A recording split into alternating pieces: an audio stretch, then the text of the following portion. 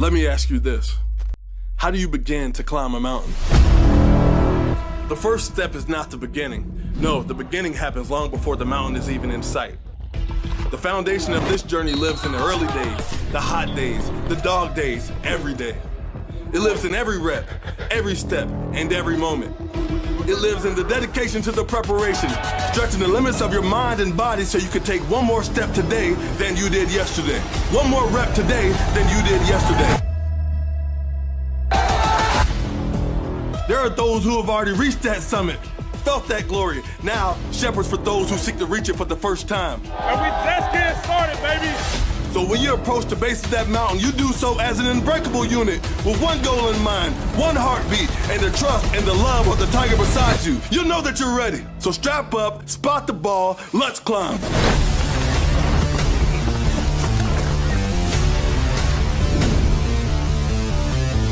me tell you something right now. They don't put championship rings on smooth hands. You gotta go earn it.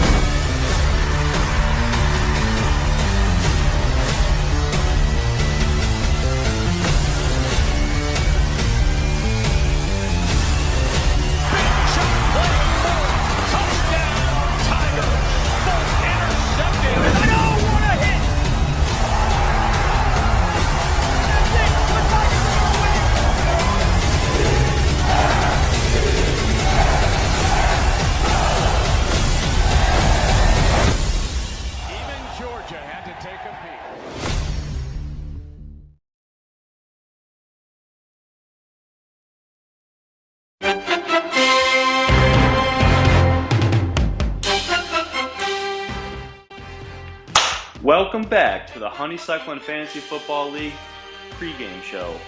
Season 9, can you believe it? I can't. Seems like yesterday we were betting on our beta fish versus the legend Stone Cold the Turtle, and Hugh was running down the hallway trying to get somewhere not too dirty, alright? But that's besides the point. The draft a couple days away, August 28th. Dalton's got something to do, so it's tentatively set for 5 p.m. We'll figure it out from there, but can't be much later because I got another draft to do. Although this one's more important, we'll figure that out later. But draft, the 28th, 5 p.m., we'll get into more of that later. All right, we've got an action-packed show for you today. Got a couple of interviews, and we'll finish with a highly anticipated draft order. We'll come back with the interviews after this short break from our number one sponsor, Coors Light.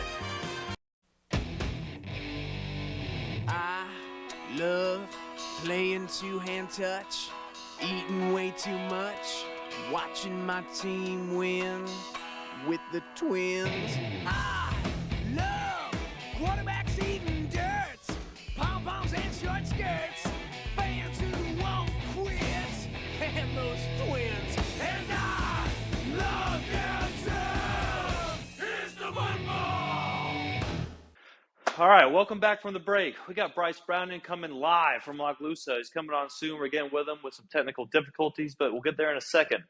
Now, there was rumors I heard that he was going to propose in December of last year, but he spent all his money on fantasy advice, so he had to postpone it until the springtime. So, Bruce, what do you have to say about that? Hi, boys. Bruce here. Hell of a season. Coming to you live from the Lake House, Lockloosa country. And, yeah, we can do the trip here just whenever you guys want. I know there's a lot of speculation going around from last season. I want to start by saying no, I'm not leaving the league to go play fantasy football professionally. I won. I know I'm really good. Don't worry, I'm going to stay for one more season.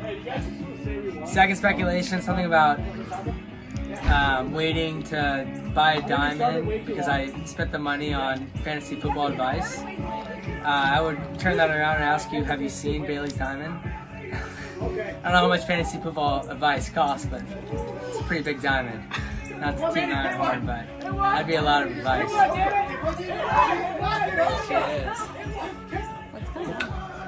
All right, Bryce. Now, you had Henry Ruggs on your team for a good portion of the season. Are you willing to roster criminals for the sake of winning? Yeah, I had Henry Ruggs on my team. I definitely don't support driving drunk, but you gotta get home. And when you're that rich, you'd think you'd have a driver. But here in Duval County, we do whatever it takes to win, which apparently in the past few seasons takes a lot more than what we have. And what about Deshaun Watson? Are people just overreacting, or You think he deserves it? Oh, Deshaun Watson. Yeah. You sick fuck is all I have to say about that. Go Duval! Jags. And see you boys this Not season. the answer I would expect from Bryce Browning, but sure. I guess that, what was it, 10-11 game suspension coming back versus the Texans was deserving from a Duval County morale standpoint. All right. Thanks, Bruce. Thanks for coming on. Next up, we got last place of last season. That's Mr. Matt Gurgis, somewhere 3 hours behind us. Matt, got a question for you. Hey, Steve. Thanks for having me. You managed to win only 1 out of 14 games last season. That's pretty tough when you're actually trying to win. What are you doing different this offseason to prepare? Yeah, to be for this honest, I season? can't say I'm too thrilled with how last season went for me. With COVID and all the injuries that underwent, it's the way it goes sometimes. But I've had a whole off season to rest and relax and re-strategize and do everything I got to do to come back strong this season. Drop-off is reminiscent of Todd Gurley's fallout. How do you manage to go from a 2-time champ to undisputed last place? Well, yeah, just like Gurley, football gods showed me no mercy when I lost a step last season. So I think I'm sticking to my guns, though, this season. I'm going to just avoid any trade with Grant or Vose. That's just all trouble there. All right. After being in last place, would you rather live in New Jersey or get last place Steve, again? with all due respect, I'd rather draft a kicker first round every single season. Me too, man. Me too. Rather than have to move anywhere near New Jersey. But that's just me. All right, well, that's it for the interviews. We had 3 lined up, but Vose couldn't come on. I think he was going to a Pride Festival or something up in Jersey. His boyfriend made plans. So, all right, draft August 28th,